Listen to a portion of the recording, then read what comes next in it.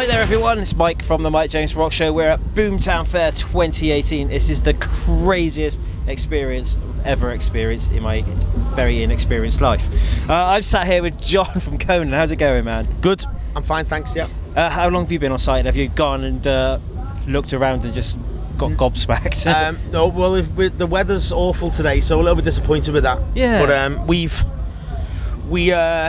we've not seen a lot of the site, to be honest. We were escorted over here in our van. Nice. We were just hanging out by Soulfly's tour bus. Okay. Chatting to Max and the guys, and we then were escorted over here to check out the stage, and we're going to unload our equipment soon. But it's such a big place. It's huge. Making me tired looking at it. and you can literally get lost. Like, just found the back of the corner out of shot here. Yeah. There's loads and loads of shipping containers, and inside that is another arena, and there's ear-splittingly loud, and you can't even hear it really from here. It's nuts. It looks like Liverpool docks. Probably smells a bit nicer. Yeah, I think so. You're about to head out the latter part of this year, pretty much on the road all the time. Yep. In October, we go for almost 3 weeks around Europe, Scandinavia, Northern Europe into Scandinavia. Oh, nice. Taking in some festivals, and then we're home for a short while, and then in early November we've got we go to Australia and New Zealand. Okay, bit of sun before Christmas. Yeah, bit nice. of sun, and we come back and go through Russia. So that'll bring us back down to earth, thinking in terms of the weather, probably. Yeah, and then snow a lot then, I guess. Probably in November it'll be cold, I guess. Yeah. But we're so excited to go because we've not been yet. Have you not? That's one of the countries we've wanted to go for a while. We've not been yet. Do you actually get time? Are you booking the tour so you get time off to actually go and explore? More often than not. No, sorry, not often. No, because we don't really sightsee. We just there to play. Okay. But every now and again we get lucky. But on a little run such as Australia, New Zealand, and Russia, we probably wouldn't have time to sightsee. But you still get a feel for it as you're driving through the country anyway. Oh yeah, we'll see. I mean, my girlfriend's from Auckland and New Zealand. I'll be there. Okay. I'll be there in a week or so anyway. So I'll do my sightseeing then. Nice. But like Australia's always nice. Melbourne's probably my favourite city in Australia in terms of having a look around. That's cool, man. How do you find that Conan sound is appreciated around the world? Because you seem to be like bubbling up in territories that we wouldn't expect that kind of your kind of sound to have kind of a following to it. Well, we played in Japan in April, and okay. we didn't know how that was going to go. We played 3 shows: Nagoya, Osaka, and Tokyo. And Nagoya was good, Osaka was amazing, and Tokyo was sold out, and it was insane. Nice. And what kind of venue is that then? Is it was in a place size? called Earth Dome. Yeah, right, it was. I don't know how many people there, but it's not been. Apparently it hadn't sold out for about 10 years, I think, since Corrupted last played there, or something like that. But it sold out for the first time in 10 years when ourselves and Kurakuma and another band called Granule, a Japanese band called Granule, played, and it was insane. It was really busy, and I'm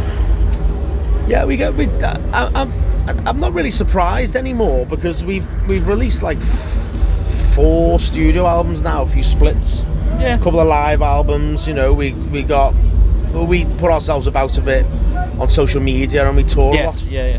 So I think really it's like I'm not surprised that we filtered into certain countries. What does surprise me sometimes, I guess, is the size of the crowds when we go into these places. And I expect some of them to know who we are, but going, like I just said, then going to Japan and selling out a venue in Tokyo, and a good venue at that, is like, it's a pretty huge honour, really. Yeah, especially when you're probably in your little like bus like this, like it's a small little world, and then all of a sudden you play into these packed houses around the world. It's insane. Yeah. And we tour in America. We've been on tour in America every year now for 4 years, and it's just gotten busier and busier each time. And the last tour we did, we sold out a number of venues, and nice. That's like, for me, it's a huge honour because a lot of the bands that influenced me growing up and that still influence me now are from America. So, like I've said this before, like going to their backyard and doing it in America always feels extra special. And especially if they're selling out, it's a good tip of the hat to you as well. Yeah, totally. It's great. Yeah. Got new music coming out as well. I guess nowadays this is Boomtown for you. Someone's excitable. Yeah, you've got new music coming out, so let's have a bit of a chat about that. You've got first, the lead single's been serviced to us, so we got the song's called Vexagon, and it's just been released now. We got another song which is, I guess, like the main focus of the album, sort of a promo campaign, because we've got a video for that one. So I'm not sure why Vexagon came out first, but you know, whatever. But like we've got a video for this next song, which to me is like the main promo item for the album. That comes out in a week to 2 weeks, and the album's called Existential Void Guardian. Okay. And it comes out middle of September on Napalm Records. Nice. And they're really growing at the moment, Napalm, as well as a label. They're quite really big. Kind of spreading their wings a bit further than. Yeah, they are. They're big. I mean, they're for a band like us, they're a huge label, really. You know, in terms of size. They don't really specialise in the sort of music that we play, but we kind of like that. And we like the fact that we're maybe like kind of different to other bands on their roster. It's a different approach then as well for you guys. It's maybe get you into different places you haven't been before. Well, yeah, they'll be promoting us to their customer base, and there'll be people who probably would ordinarily listen to Powerwolf or Ailstorm, and all of a sudden they're getting sent to Conan promo. They probably think we're complete shit, but that's kind of good, because it's at least it's fresh ears. I wouldn't want to just have our music sent to the same old people every time. Well, we've noticed that we play vast different styles of rock and metal, and we've noticed that over the last few years there have been tours where you would not expect bands to go together, but they then, after the tour, their fan base is doubled because they're playing to a new audience. Is there bands like that you would want to go out with that you think could work with a Conan setup? Well, we'd love to tour with Godflesh, actually. Okay. If we can name one band that, I mean, on the face of it, we both play heavy music. On the face of it, we're both like, our main selling points is like heavy riffs and pounding drums. Quite repetitive in places the way we play. But obviously they've got a Godflesh don't have a live drummer. It's a good guitarist and bass player, and a drum machine. So that's where we differ, and I think we'd appeal to a classic Godflesh fan, and I think Godflesh would appeal to the classic Conan fans, and I'm sure there's already lots of overlap in terms of our fan base. Yeah. But you know, Johnny, our drummer, he's been wearing a Godflesh t-shirt the last couple of days. I'm a huge fan. David's a huge fan. David's our standing bass player for a couple of shows. Chris loves Godflesh as well, our main bass player. There we go. We can set this up online. Yeah, Justin, please. Yeah. Sort this tour out. Yeah. Seriously, yeah.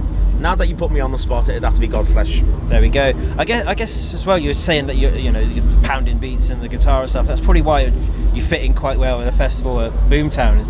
Got booked for it, because a lot of the bands that are here have got that kind of groove and that poundiness that if you're coming out from a bit of a chill after dancing your ass off to some drum and bass, you can come in here and you've still got that vibe and the buzz about you. I mean, it'd be interesting seeing someone who's really into drum and bass, see how they would enjoy our set, to be honest. I mean, I think we're going to be playing to an interesting crowd. Very much, yeah. But I think people enjoy it because it's a festival. Yeah. And you're not playing to just your own people at a festival, so you may as well just accept that. And we'll look forward to playing and seeing how it goes. But I mean, in particular, the Earache stage. Earache Records are the record label that has historically been responsible for some of the most amazing bands. Their legacy, bands. It's phenomenal. I mean, I'm wearing a Fudge Tunnel t-shirt.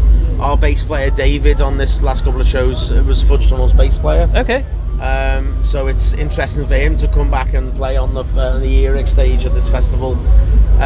Obviously we've got Soulfy playing here, and I don't know whether or not they ever released anything on Earache, but nevertheless they're playing this stage, which is cool. And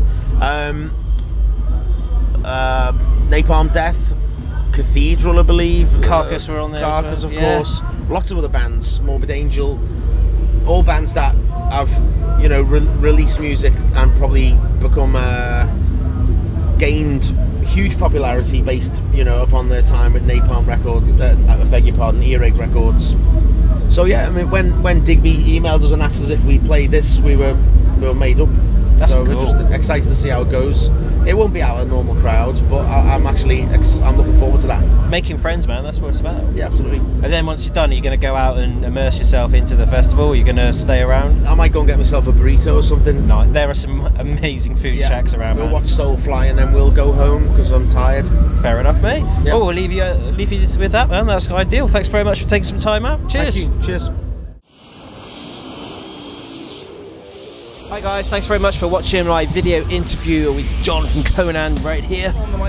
Do go and check them out.